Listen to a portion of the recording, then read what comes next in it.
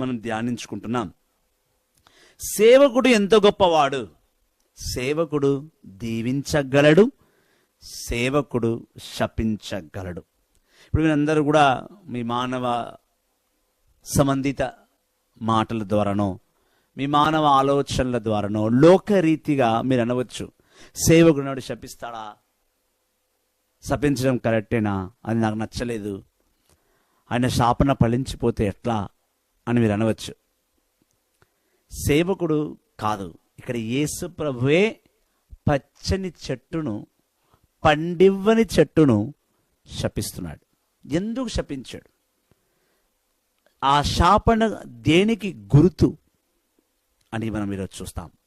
మత్తయి సువార్త 21వ అధ్యాయం 18 నుండి 22వ వచనం.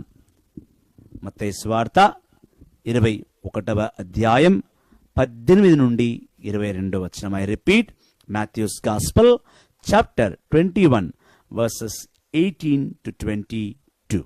కొత్త నిబంధన మత్తయి సువార్త 21వ అధ్యాయం 18వ వచనం.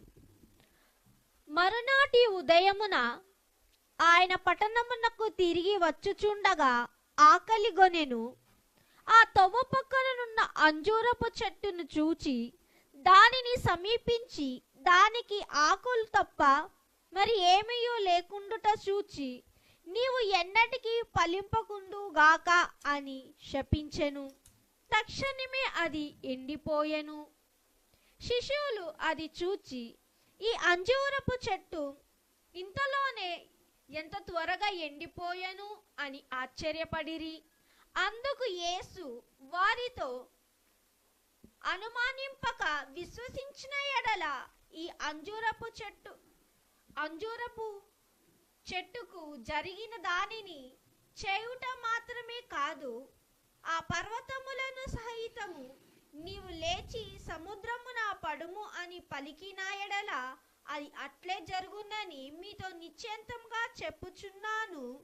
మీకు విశ్వాసమున్న ఎడల మీరు ప్రార్థనలో ఏది అడిగినానో దానిని పొందుడు అని అనెను.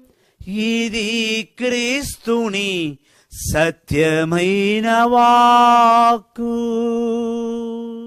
క్రీస్తువా మీకే స్తుతి మహిమ కలుగును. యేసయ్యా నీకే స్తుతి మహిమ కలుగును గాక.